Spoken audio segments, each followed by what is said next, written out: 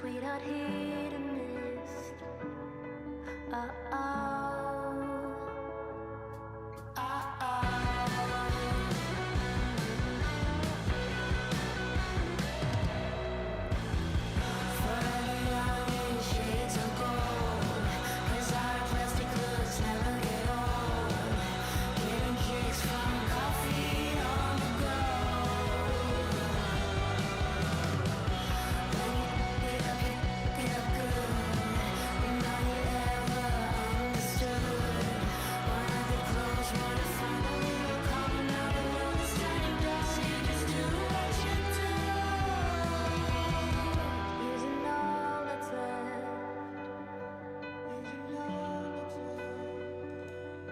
Somewhere in your chest, somewhere in your chest, using all that's left. Somewhere in your chest, all your sweetheart hidden is.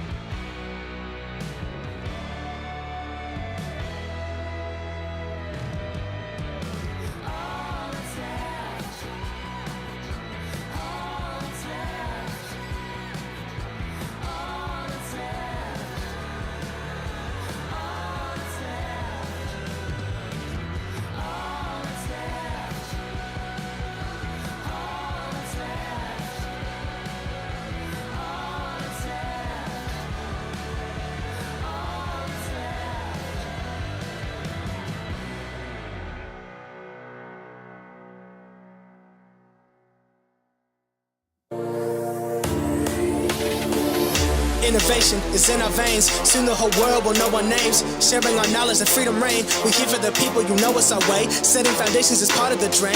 It doesn't matter if you're new to the game. Listen up now, cause we all gon' say, elevate, elevate, elevate, higher, elevate, elevate, elevate, higher. We gon' rise up, we all gon' shine. Work through adversity, stay on the grind. Elevate, elevate, this is our time. Elevate, elevate. Welcome to Elevate Podcast, everyone. It's so great to have you all on one more time. It's your boy Josh, and I'm grateful to be back on with you yet again. Super stoked to be here on a Thursday night. So much has transpired in the last 48 hours, and it's exactly as I promised on Tuesday. We had a quick 2 stories, got it done in a half hour. Don't think that's going to happen tonight. There's so much that's happened in Parliament and things we got to get into. People in bathtubs, homophobic slurs, homophobic comments, some say. We just got a bunch of gay haters in Parliament, apparently. It's interesting. Lots of drama going on down on the Parliament Hill and lots of virtue signaling, as many in our political class like do to maintain power. That's just the new way to maintain power in this day and age, and that is the one tool they are choosing. Well, welcome to the great 90s trashy TV show that is called Canada. Grateful to be back on with you. So much to get into today. I'm very excited to get into it. But before we do, first off, just don't forget, tomorrow is the day.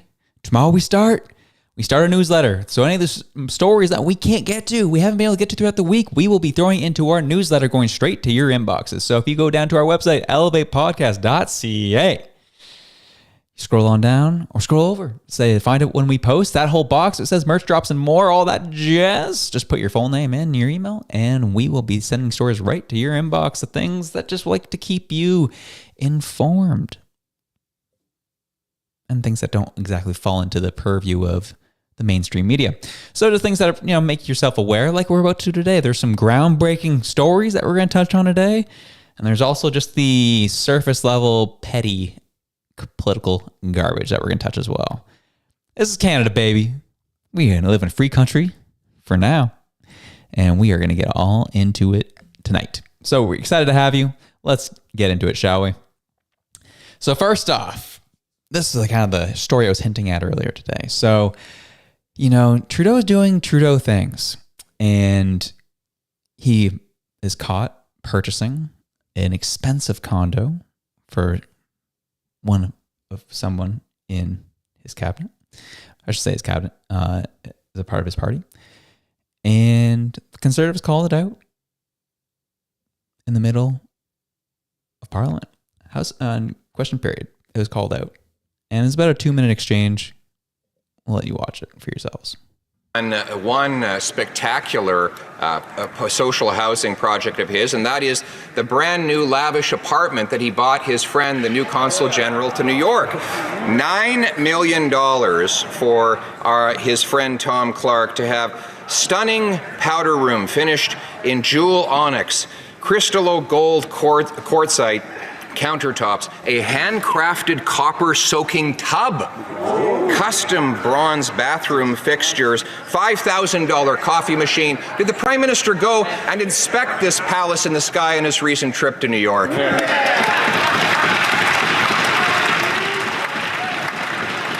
Right Honourable Prime Minister. Mr. Speaker, engaging with international leaders on fighting climate change, on solving global crises, on standing up unequivocally for Ukraine. Not standing up for Ukraine. Speaker's got to take his time here, assess the room, assess what he's going to say. Colleagues, Here we go. colleagues, just as I said before,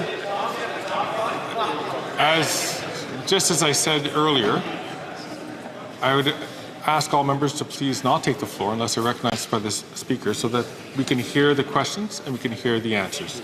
The Right Honourable Prime Minister from the top, please. Mr. Speaker, don't worry, on this side of the House, we're used to casual homophobic comments from the other side of the House. Oh, no, Mr. he didn't. Speaker, Oh, no, he didn't. About the... And obviously the crowd goes wild on that side of the House right now. People are fired up. Liberals up standing, doing their thing. Conservatives yelling at how preposterous that statement is. And Fergus just looks on, trying to figure out what the heck he's going to do with all these jabronis.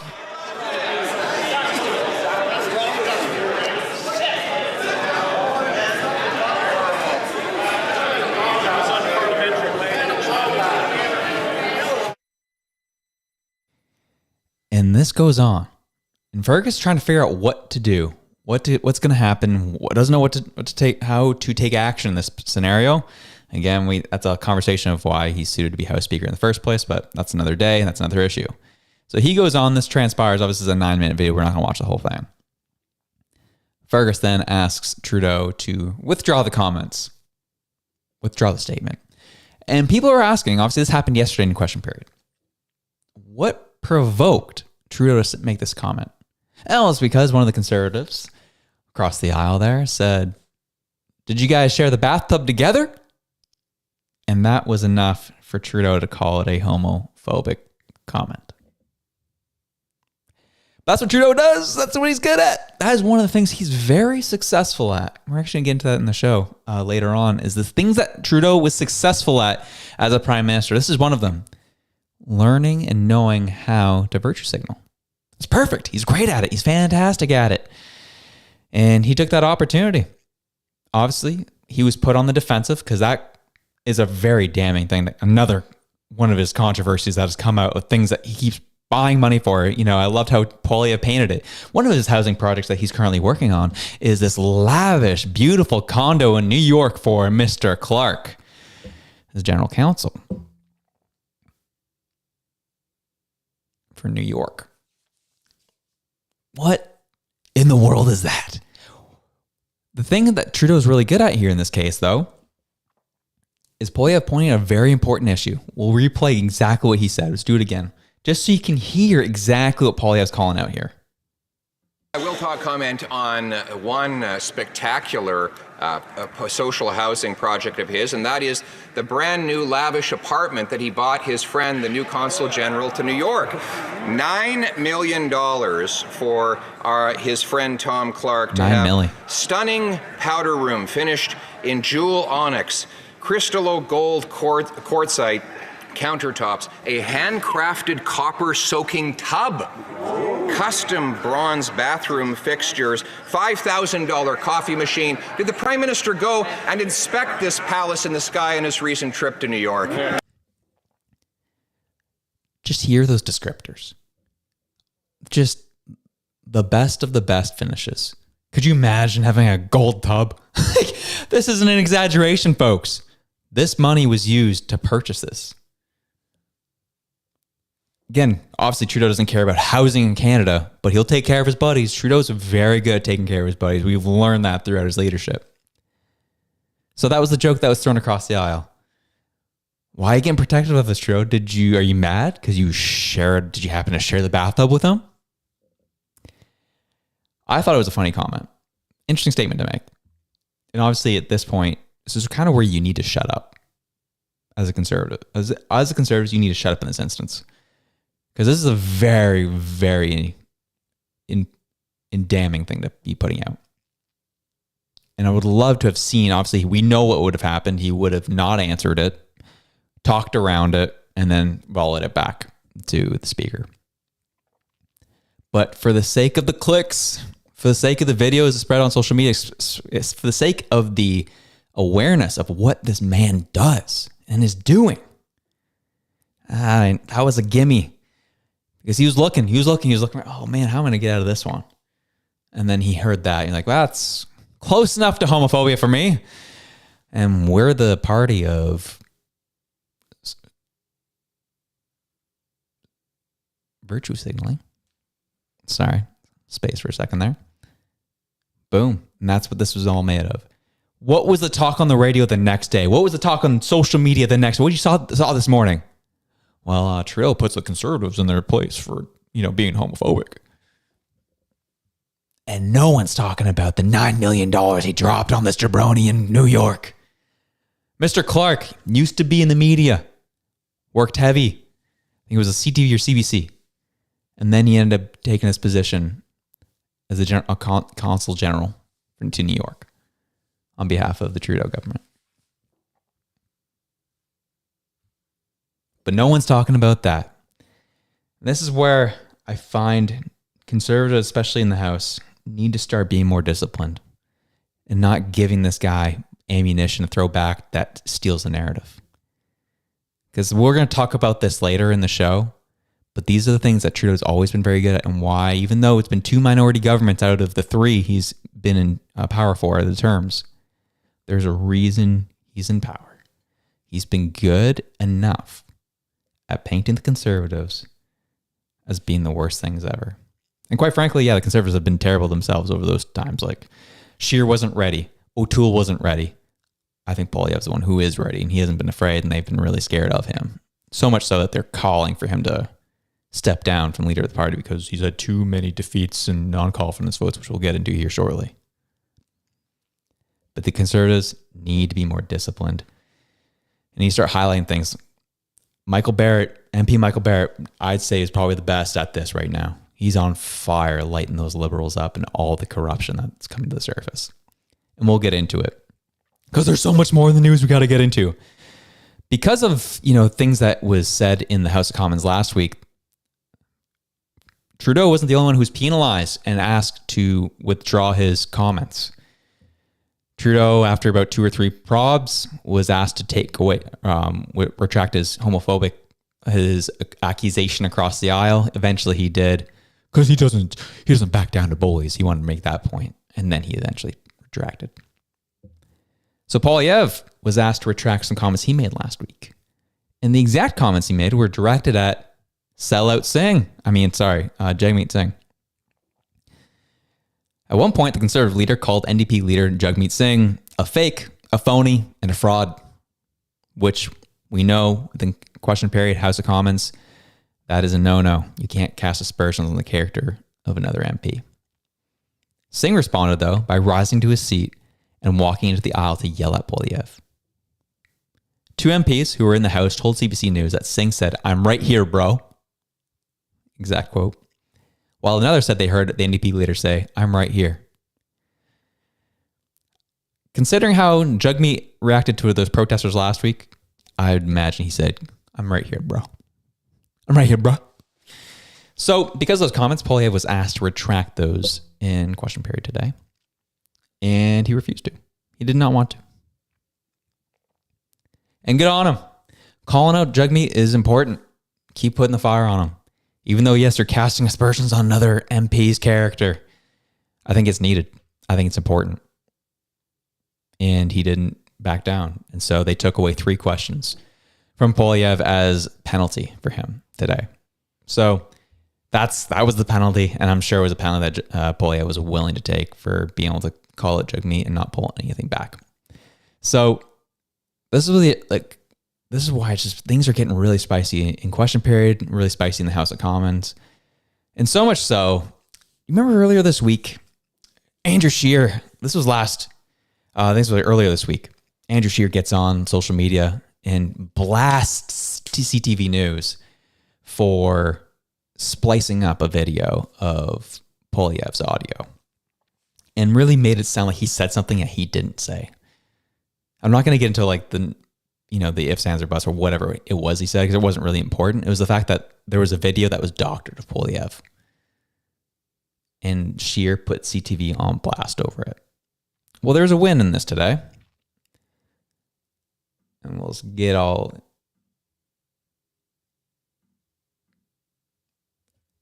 This is the statement from CTV National News. CTV National News today issued the following statement regarding a report on its September 22nd, 2024 broadcast. A report on Sunday CTV National News broadcast did not meet our expected and required high editorial standards. We sincerely and unreservedly apologize for the manner this report went to air and the false impression it created. As a standard practice, we conducted an investigation to determine whether a breach of our editorial practices had occurred in this case. The investigation found that 2 members of CTV News were responsible for altering a video clip and manipulating it for a particular story. Their actions violate our editorial standards and are unacceptable. Those individuals are no longer members of the CTV News team. Our duty to provide accurate, fair, and balanced coverage of the issues that matter most to Canadians, and to do so fully independently, is of the utmost importance to us. We will continue our work to earn the trust of the millions of Canadians who turn to CTV News each and every day. This is why the Elevate podcast is successful even in a small capacity. No one trusts these people anymore. And rightfully so. It's pretty egregious what they did. These quote-unquote journalists. And these quote-unquote journalists are protecting each other. I'm going to look at the account right now who posted this. It's from Susan Delacourt, national columnist with the Toronto Star. Okay. Her comment is, I think the CTV saying they fire the people who offended a politician.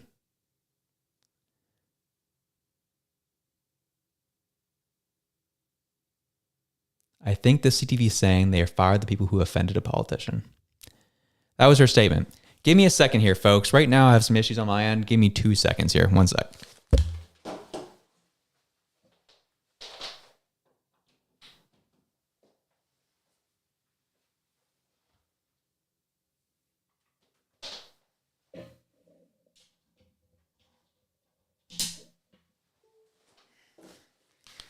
I forgot I didn't plug in my computer, so everything was starting to slow down on me, and I was wondering why. But yeah, Susan Delacourt, columnist for the Toronto Star, thinks that CTV just fired people because they offended a politician. That shows you the raw intermedia right there. No, they lost their jobs because they were not acting like journalists. They were acting like activists, trying to manipulate public opinion about a specific potential prime ministerial candidate. Give me a break. This is why we can't take people like this seriously. This is why none of us take the media seriously. This is why we have listeners on this show, the Elevate podcast. This is why people like me or like Reg or like Dalton left and were able to put their full-time businesses or full-time work on hold to do a show like this. Because we kept seeing crap like this and said no more. We can't be quiet about this anymore. And that's why this show exists. It's because of stuff like this. You turned a designer into a journalist, quote unquote. I don't consider myself as such. But I feel like I have more integrity than these people, and this is their full-time job. I might not be able to write as well as they do. But heck, between me and Reg, we can definitely research the crap out of things and get down to the bottom of it.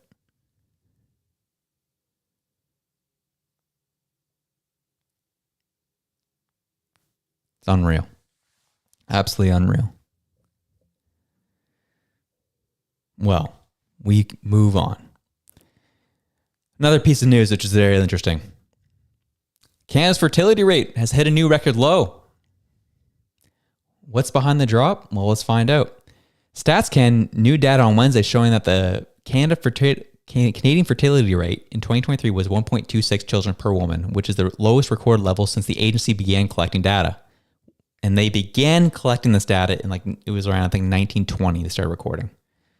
The record low fertility rate was registered across the country in 10 of the 13 provinces and territories.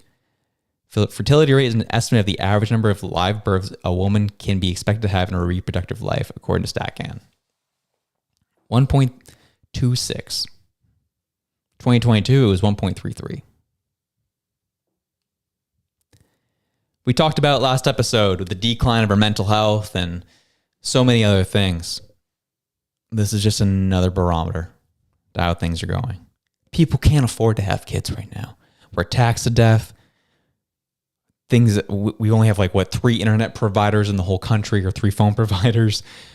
Everything is an oligopoly. Businesses and corporations run this country. And when you have a prime minister in power who's aiding and abetting these people, life is going to get very expensive very fast. And the idea of having a child is just not even fathomable for people. It's about in the same vein of people even fathoming being able to own a home. That's where that level's at. It was funny. I had a friend of mine. She's very liberal. Said she never wanted to have kids. Never wanted to have kids. And I was like, okay, I just kind of attributed that to her political leanings and thinking that the world's burning and this, that, the other. We never want to have kids. Then they found a partner. Got married to her husband. Figured out their life situation. Figured out that they got a job they loved. Started making some good money. All of a sudden, on a dime, I want to have kids. I was like, whoa, what happened to all this rhetoric that we were talking before about you never want to have kids, the world's burning up, this, that, the other. All the crap, the liberal ideology gets thrown out there. That all went out the window. Like that. As soon as their life got figured out, was making money, found a husband they loved. All of a sudden, kids were on the table. Right now, there's a divide in so much of our society. There's a divide between man and woman, heterosexuals and homosexuals, black and white, you name it. Divides everywhere, created by our political class. We aren't that much different from each other. And so that's kind of the issue that we're kind of seeing.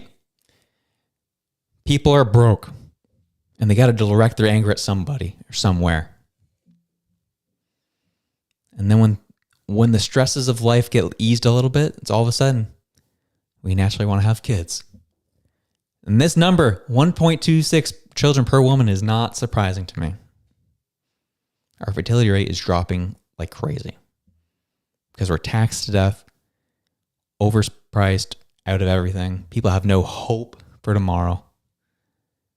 Things are bleak. Things are bleak. And I hate coming on the show to tell you how bad the world is. I love telling you the news. I love it. I hate all that crap though. I want to try and make things a little light too. Got to make some jokes about these things. Got to do it up. We got Bob here is coming in hot with all the comments. We appreciate it. It's rough out there. However, you can make a decision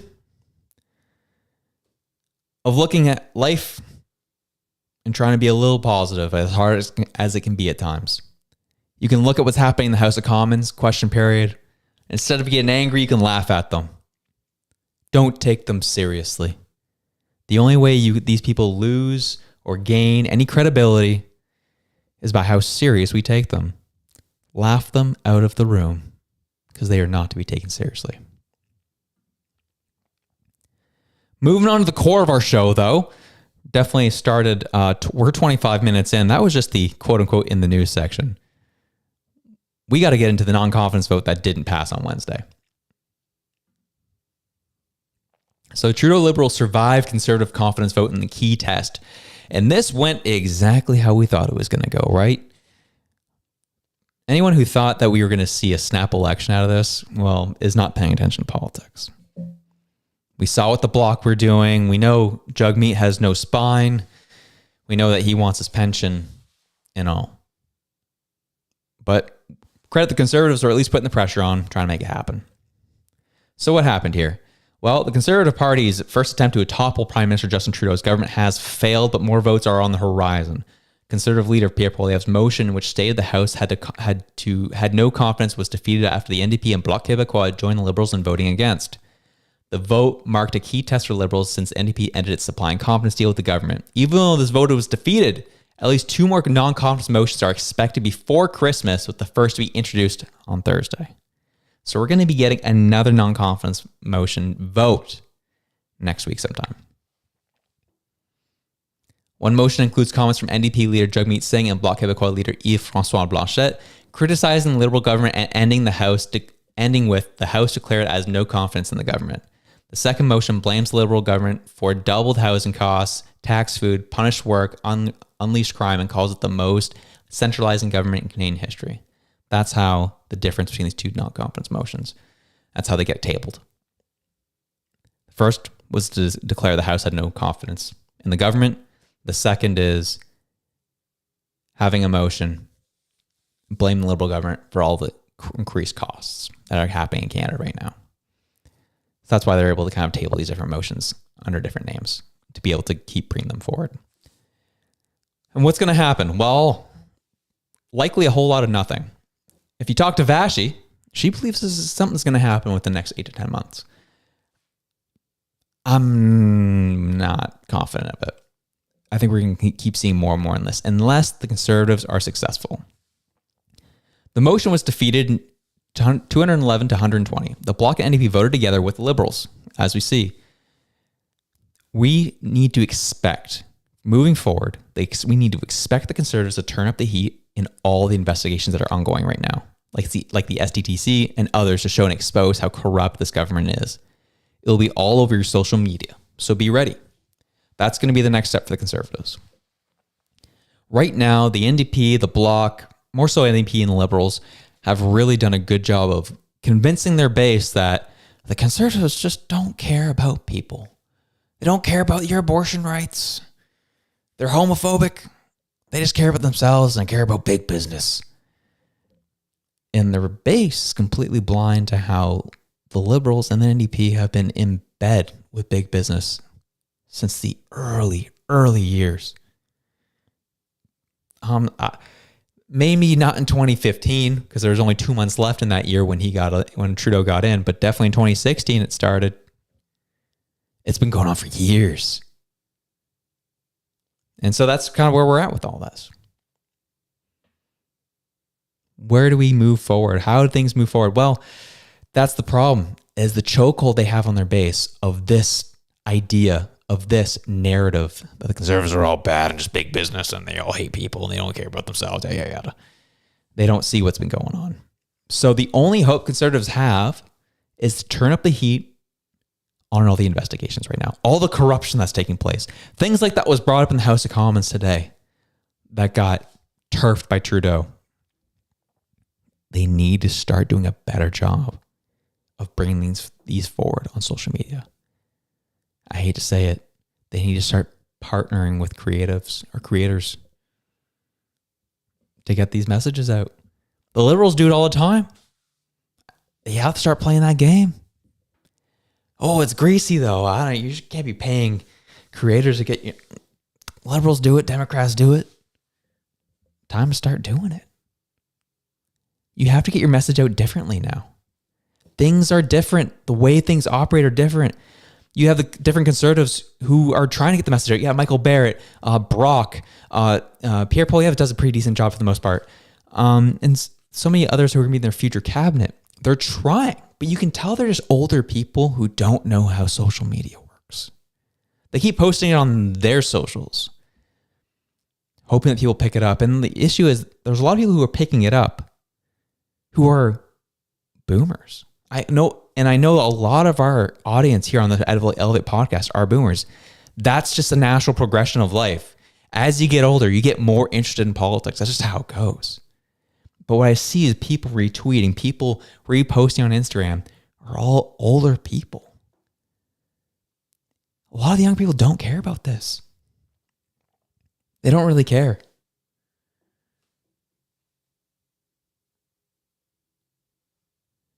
And that's where the strategy needs to change for the Conservatives. They have to be able to get this out in front of faces that they don't typically get in front of, to be able to change the narrative of Conservatives bad, big business bad, to, yeah, the guys you're supporting, them, yeah, you can go red, go orange, are in bed with all these people. Buying their friends gold bathtubs, and people call it out, and then they point at them, say homophobe. It's crazy. It's a crazy time. But that's the only way they're going to be able to get this, any type of material progression on this issue. If you can choke out the base and get the base to turn on Liberals, get the base to turn on the NDP, then you'll start seeing some non-confidence votes actually happen. But until then, if they feel like they got their base on lock, they're going to do nothing. Do you think Jagmeet actually is going to care, or is it going to change his mind what some guy out on Parliament Hill is saying about him? The corrupted bastard that we all know? Do you think Jagmeet's really going to care what conservative-minded people or people who support the Conservative Party care or say about him? He doesn't actually care. He doesn't even care about his own constituents, for goodness sakes. Until his base turns on him, there will be non-confidence votes defeated all day long. Unfortunately, until Conservatives change their strategy, get their message in front of different faces, and be able to show the corruption it's having, especially the SDTC. We're about to get into that here shortly. There is so much going on that level. It's what I tell my clients when I'm as a designer. There are some clients that come to me that have all the right tools, have all the right ingredients to make a great product, but they're just not treating them right. They're just not leveraging them right. And the Conservatives are in the same position here. They have all the tools. The Liberals are giving everything to them on a silver platter. Everything. For goodness sakes. They just got to use it right and expose it. Yep, investigations are great. Being able to document the investigations are great. But until those get into culture, until you start affecting culture, it doesn't matter. You affect culture, you turn their base on them, you choke them out, then you get a non-confidence vote. But until then, looks like our election's coming next year. No non-confidence is going to go through. But it was interesting. I was going on Kevin O'Leary. Remember him? Mr. Dragon's Den? He's a fun guy. He went on the Nelk Boys podcast, who, some of the Nelk Boys, they're Canadian, Mississauga, Ontario. Kevin O'Leary went on their show. And they were, obviously talking American politics because they're all in the States now. But, the question was asked of O'Leary, what are your thoughts on Trudeau? And he gives us 3-minute, 3-minute tirade on Trudeau. And it was a very thoughtful and interesting perspective.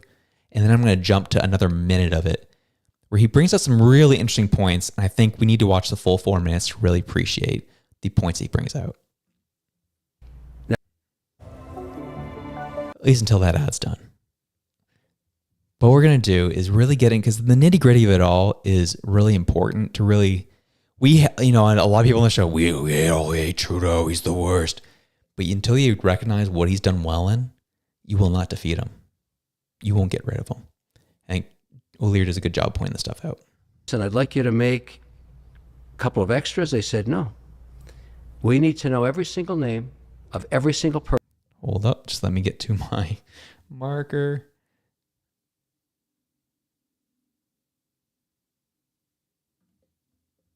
Or they have all the wealth there and they're paying for all of his mistakes. I went to, I was going to go to a wedding in Egypt recently. Sorry, folks. I'm losing my mind here.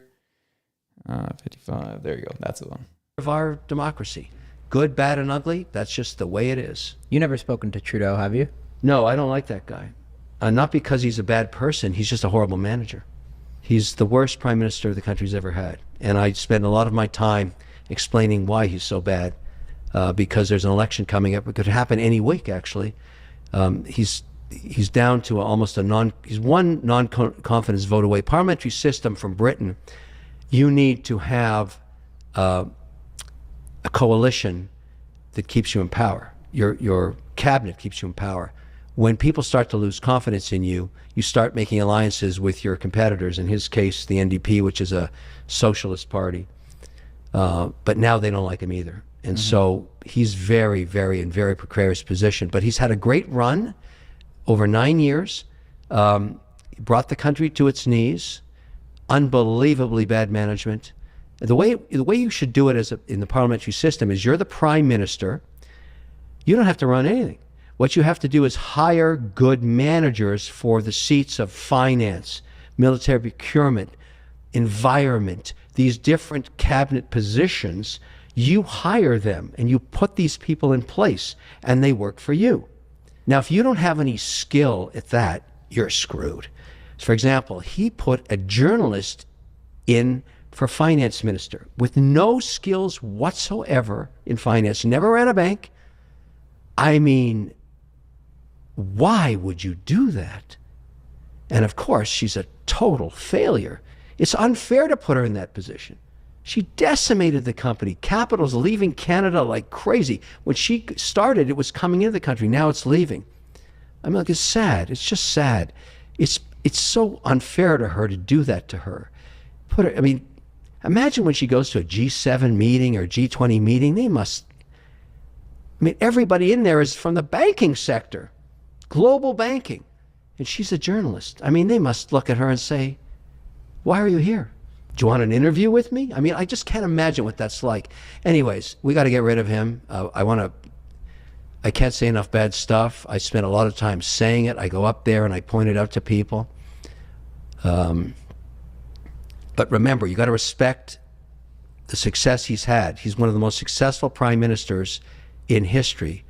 Staying in power that long with absolutely no executional skills is remarkable. It's just remarkable. What he's going to do. So that was kind of like, drawing that out a little bit. What was he good at? What was he successful in? Why is he so bad? It's one thing, obviously we can look at all the policies, right? They're terrible. But it's just interesting seeing him break down why he's so bad. Why he's terrible. And I really think he gave Freeland a little bit too much love. I think she's more conniving than he gave her credit for. But I thought that was interesting. There's one last little bit here, last 45 seconds of him talking about what Trudeau's policies and what his destruction of his decisions have brought the country of Canada. I went to I was going to go to a wedding in Egypt recently. Very famous entrepreneur, Ankar Jian, had a wedding. It's famous, like this. He took over the Sphinx and the pyramids, and I was going to go fly there, and I showed my Canadian passport. They said, "Oh, no Canadians. You need a visa." I said, "What? I'm a Canadian. Everybody loves us." He said, No, they don't. We don't love you. Your guy came down here and pissed off every Egyptian. I didn't even know he did that. What did he do? I have no idea, but they wouldn't let me in the country. Same with India. He pissed off the Indians. This guy took a golden passport and turned it into shit. And that, my friends, is what this man has done over his time. I think Kevin O'Leary brought up a lot of interesting points. He's a bad manager. Yes. Didn't hire the right people. Yes. That's because I think of a lot of it as his ego. He never could stand not being the smartest person in the room. So he made a lot of people, hired a lot of people, brought a lot of people who were not smarter, like that are dumber than him. And we know with Trudeau, he's not the smartest person to begin with. So it gives you an idea of the destruction these people have done. On top of that, I think there are some people in his cabinet, some people in Parliament who are just snakes, and they knew exactly what they're doing. I think Jagmeet Singh is one of them. There's several Liberals who I think are one of those, some of those as well. But it was really interesting, kind of that last story there, where he wasn't allowed into Egypt without a visa, which is crazy. I've had to add visas to go to like Russia. That makes sense. But to go to these other countries, usually we're all good. Just show the Canadian passport and you're free. You're going in. Not anymore. This Trudeau's really messed things up that much, which I think is very intriguing to see. And obviously right now, we are getting some great comments and we'll address those at the end of the show. But it was an interesting point made here by Kevin O'Leary of what has transpired, what has taken place, and why it is the way it is. Last but not least, story from the Bureau. This came across my desk earlier this week, and this is pretty damning. I think is really important for all of us to know. Breaking, the commissioner of the Foreign Interference Commission will not identify Canadian parliamentarians suspected of colluding with China. The commissioner has concluded that she will not identify Canadian parliamentarians as suspected of colluding with China. She's not going to do it. So what does this mean? From my understanding, this means these people are going to be eligible to run in our next election.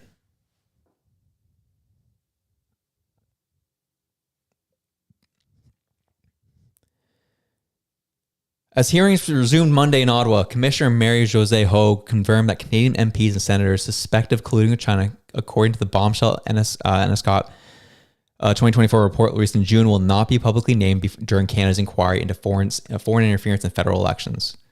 The report's most critical findings suggest that Prime Minister Justin Trudeau's government has failed to act on repeated intelligence warnings about specific threats from states, including China and India, that would likely lead to criminal charges in other nations. These warnings included cases of Canadian politicians knowingly accepting funds from foreign diplomats in transfers consistent with money laundering. It also highlighted the egregious actions of People's Republic proxy causing a high-risk, high-harm threat to some Canadians.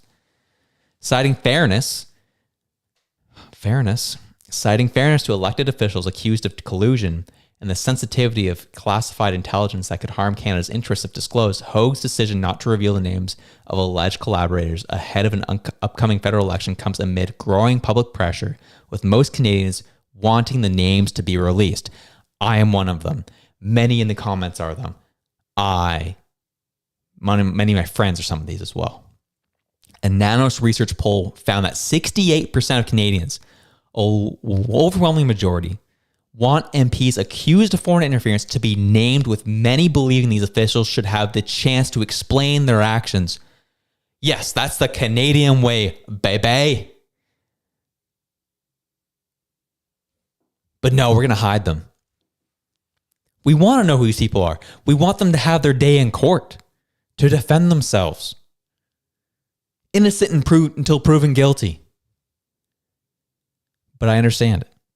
I understand.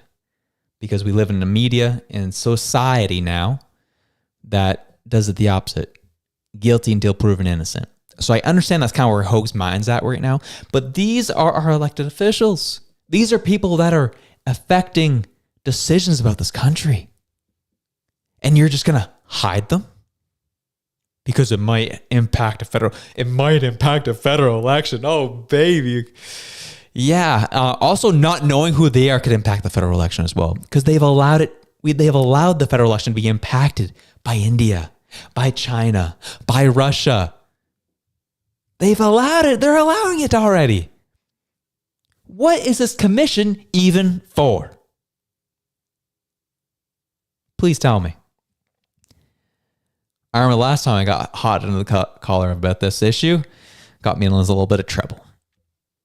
But I still stand by it. How are we supposed to trust any politicians? Any of them, regardless of political stripes. How are we supposed to trust any of them? If they're just going to be hidden by the establishment. There's growing evidence of what the things that Trudeau's covered up, things that Trudeau knew about and said, we're not going to worry about that. Han Dong!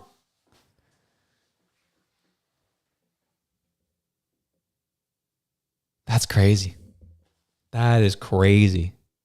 And the other issue is very interesting to me too, is the security of our elections.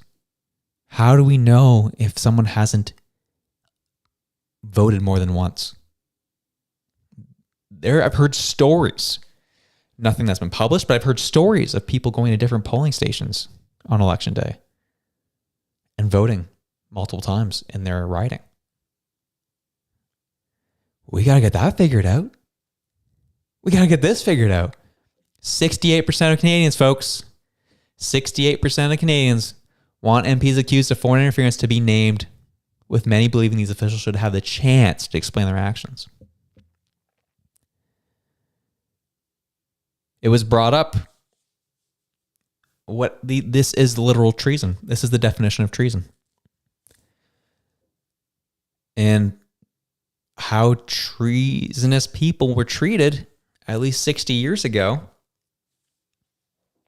70 years ago, was I'm not going to get into the nitty gritty of it or the details for the sake of being live on YouTube right now.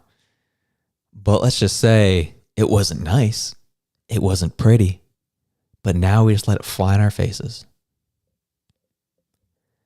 Our systems are broken. This is why I think the change needs to be demanded from the bottom up, from the grassroots up.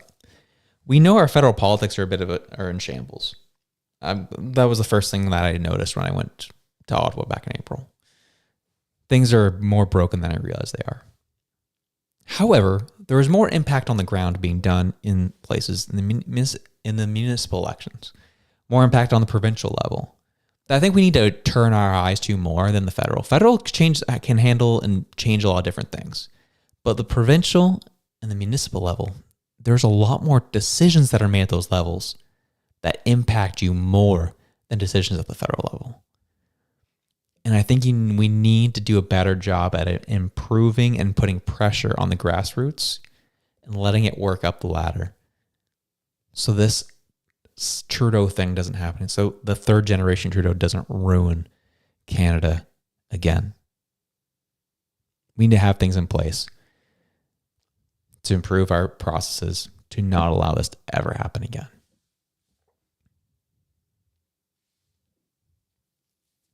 It is very interesting. But wait, there's more. This came from, I was talking about, politicians using social media more properly. Well, Michael Barrett and this whole SDTC investigation, Sustainable Development Technology Canada, that green slush fund.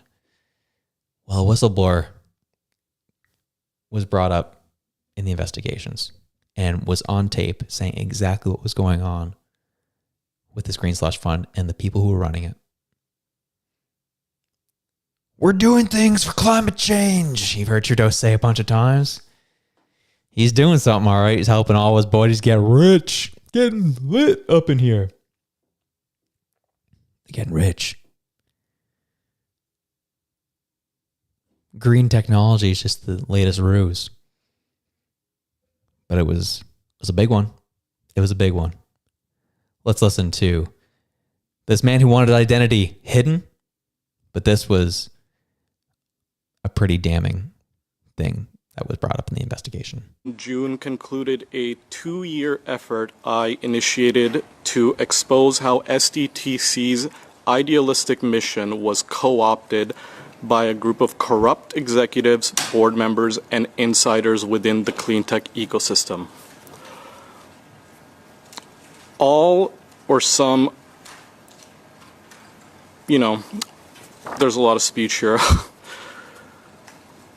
frankly, I'm embarrassed to be here because me being here is an indication that the systems that are set out to protect people don't work. That's the biggest issue here, and I'll continue on my speech, but I want to make it clear that I'm here not just for SDTC, but point out that this should not have taken a 2-year effort to get to this point. And even to this day, real accountability doesn't exist. The Auditor General's findings conclusively validated and vindicated every single one of the issues I initially raised. Within hours of the report's publication, the Minister dissolved SDTC, a clear indication of the severity of the misconduct.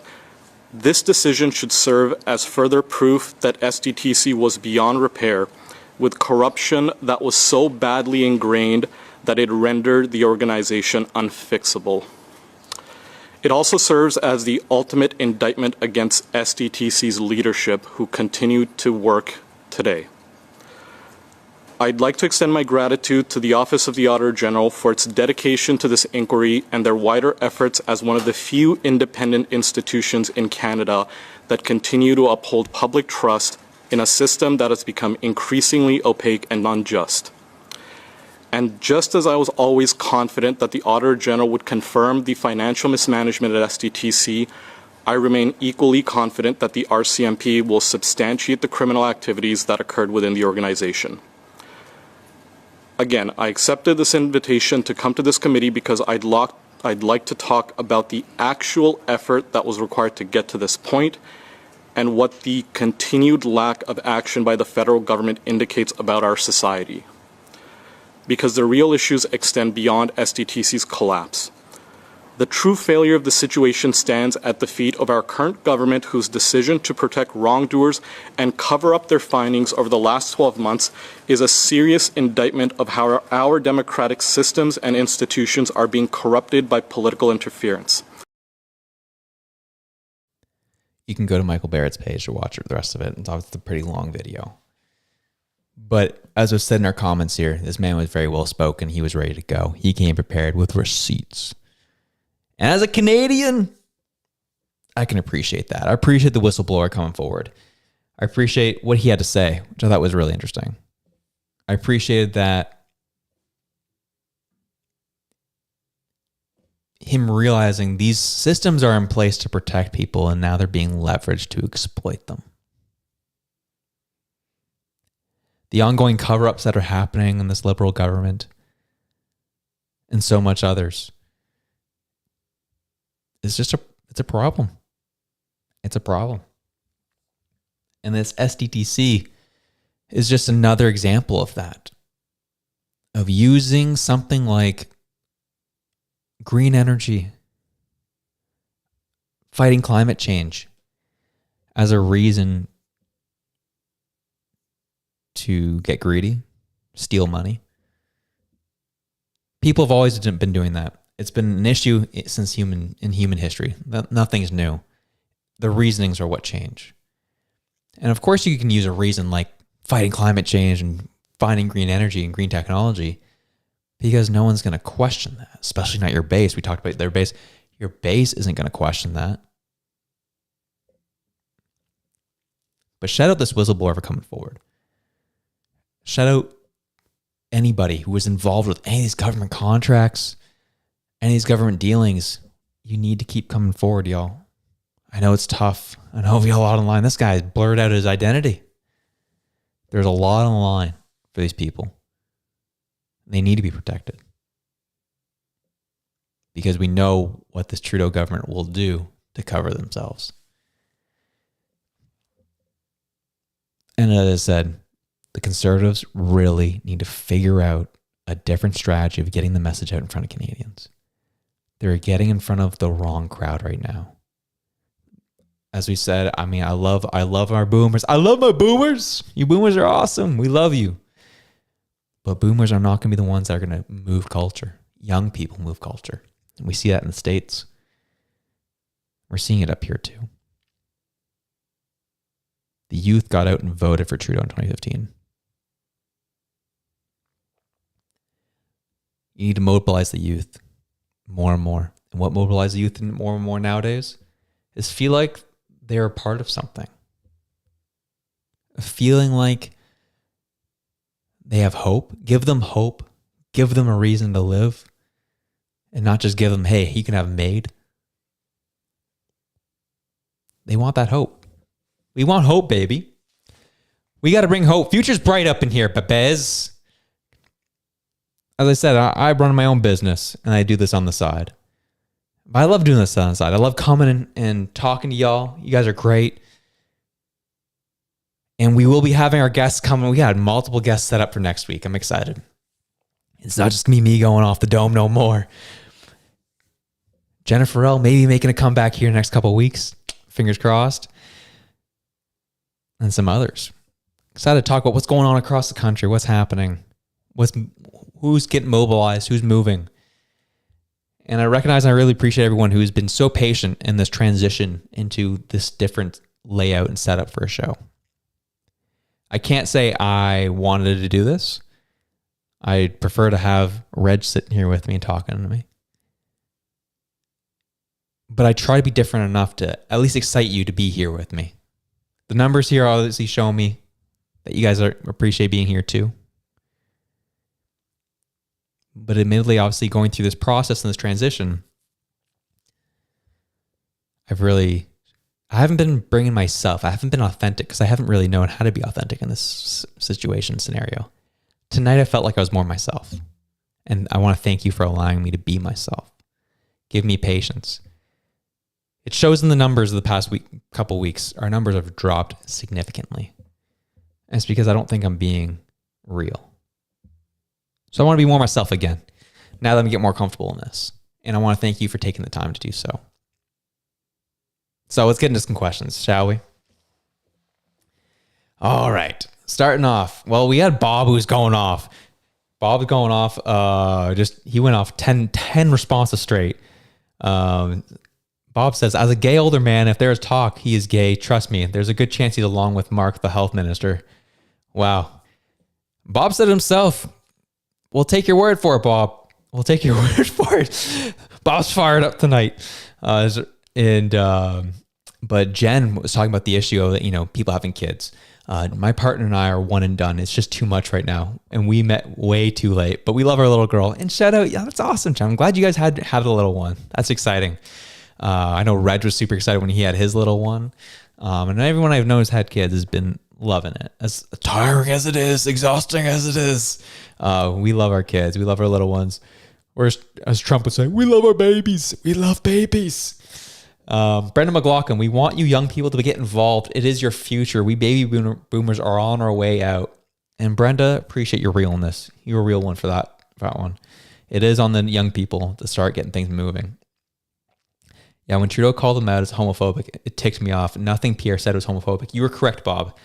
He wasn't referring to Bob. Or sorry, he wasn't referring to Bob. No, he wasn't referring to Pierre. He was referring to another Conservative MP who had his mic muted, and he shouted across the aisle that, did Trudeau share that bathtub with Mr. Clark? And I still don't think that's homophobic, but that's what he was referring to. He's referring to that MP. And even my left-leaning wife, I was like, come on, babe. You can't give him credit for that one. She's like, no, that was, yeah, he was stretching a little bit on that one. I was like, thank you. Bob wants people to name the traitors. I agree. K Fitz really thinks it should be 100% people who want these treasonous MPs called out and not just 68%. Don't we all? Honey Bean, I want my Huawei phone back if they get to collude. Good point. I can't believe we still have Chinese police stations too. Yes, Honey Bean. That is bonkers. That these these police stations, these Chinese police stations still get to operate isn't incredible to me. And you guys ended up having your own discussions back and forth of how the whistleblower, this, that, the other. And then obviously, thank you all so much for the love you then shared with me later on down the line. Really appreciate those comments. You guys are great. I love how you guys interact throughout the show. It means the world. That's why I always try to lay off of it until we get to the end. But this was a dang good show. I enjoyed being with you. I enjoy hanging out with you guys on Thursday nights. Only bummer about doing the show at this time is I missed the first quarter of Thursday night football. I was looking forward to it tonight, but that's all good. I love hanging you guys instead. It's fantastic. So, folks, whatever it is you're doing, whether you be watching football, actually, so hold up. One thing you should do when it comes to political content, go watch Tim Dillon. If you guys don't know who Tim Dillon is, I'm going to pull up his channel right here. He's a comedian and he does a good podcast. So let me see. Tim Dillon. Here it is. So we've talked about him on the show before. He's a great comedian, but he has a great podcast and he hits a lot of political issues in the States. Golden. He's golden. I wish I could be like him in terms of just the way he just makes things hilarious. He does a talking head show kind of like I do, but he has a studio producer in the back and he's just kind of ready to hear about some American politics and the craziness that's going on. Listen to the levity he brings to that. It is amazing. I just want to shout that one out. You guys should know about him. But back to this. Whatever it is you're doing, whether you be watching football, hanging out with friends, having a beer, or just enjoying the night as it comes. Whatever it is you're doing, wherever you are, we love you. I'm out. Peace.